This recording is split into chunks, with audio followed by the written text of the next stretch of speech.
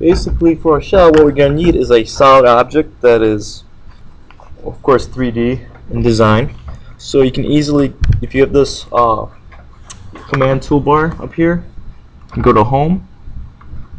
You can use these tools to make the solid object. It can be any shape, of course.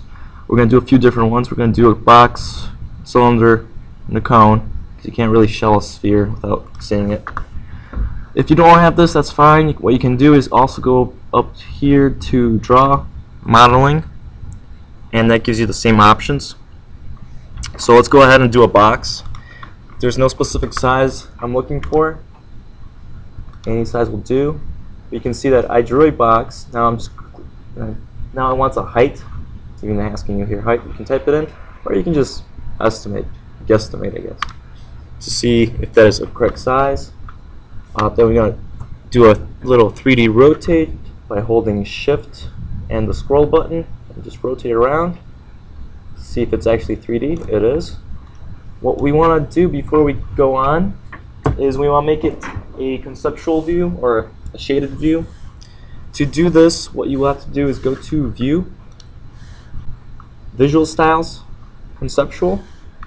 You can also go over here to View, and you can change it here, just Conceptual.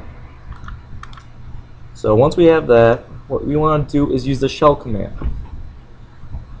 Now the shell command is actually in your Modify, Solid Editing, Shell.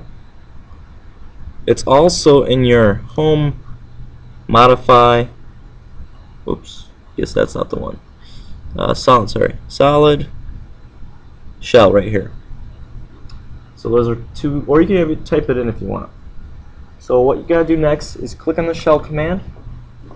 It's going to ask you to select a 3D object or 3D solid object, because you can of course have like a surface object, which won't work. It's a solid 3D object. I select it. Now if you want to remove a face or have where the cutout is or where the shell is being created, so it's going to remove that face, you would select one. Normally you just select the top one. So say I'm making a box, so I'm going to click on the top surface. That's gonna be, I don't know. My mouse is looking weird. Oops, I clicked the wrong one. So if you want to unclick, actually, what you can do is hold Shift and click it. Okay, I'm gonna click the top one, so you can see that it's no longer shaded in. Of course, the dashed lines are the actual outline of the box. And what I'm gonna do next is click Space or Enter, because that's all the faces I want to remove. And that's gonna ask you a distance. The problem with this drawing is I have no idea what the scale is, but there's a little quick trick I usually do. If you look at your mouse and then you look at your X and Y coordinates, if you move it over, you'll see how far apart it is. It looks like it's in the, this is like 1 inch or one here. So I can give it half an inch, and that should be perfect. Now, if these numbers were going by hundreds, then you would do, like 50 or something like that. So I'm going to do 0.5. So create my shell, and it's going to ask you some other additional options which we don't really need, so just click Enter or Escape to exit. Escape will be easier. And now you have a shelled box. Now if your drawing gets more complex, if it's solid and it's really complex, your computer probably won't be able to handle it. It either will crash your computer or the shell just will give up and it won't work. Shell is usually good on some basic items that you're trying to create. So let's do another one. Let's do a cylinder. So I'm going to go to my cylinder command over here. You can go to solids, or you can go to Home. You have the option of cylinder right there, or even up here, Draw, Modeling Cylinder. Do a cylinder. That's the base. It's asking for the radius of the base. That's about good. And then the height. So there's my 3D cylinder. Now what I want to do is I want to do a shell, which I go to Solid over here, Shell, or I can go to Modify, Solid Editing, Shell. And of course, type it in. So I click that. It's going to ask me to select the 3D solid, which is my cylinder. Click, and now it's going to ask you if you want to remove any faces. Yes, I'm going to click the top face. I'm not sure what would happen if I click the actual yeah, the top face. You can barely see. I'm gonna unclick it by holding shift. You can see it's shaded in. If I click on it, it stopped shading in. But those lines are actually the outline of the cylinder. So once I have that completed, it's going to ask me if I didn't want to select any more. If I do, it will be probably the bottom base, which I can do. So now I selected the bottom and top. Both, you can see they're not shaded in.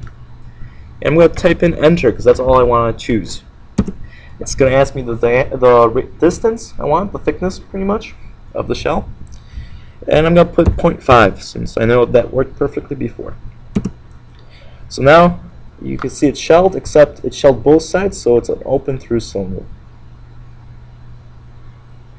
That's pretty actually a decent way to make a cylinder pretty fast. I mean, tube. Alright, so let's do one more. I'm gonna go to cone. Again, you do a diameter for the base. You pick a height. Got something like this.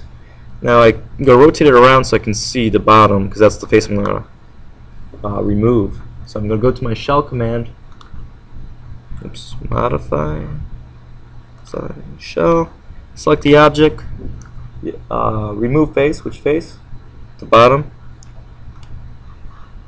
It selected that. I know my mouse is hard to see. No, I'll change the color of it so you guys can see it better.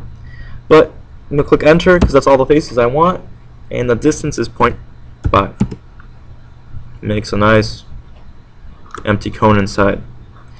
Now, if you don't like that box where you can't see like mine knows the white box, what you can do is go to Tools, Options. In the options, you have a selection, and it tells you what size. I think you can change the color too. Maybe I shouldn't be playing around with this. Yeah, I just gotta change my background then. Let's go with darker gray. Alright, now, yeah, that's better. So, that is how you do shells.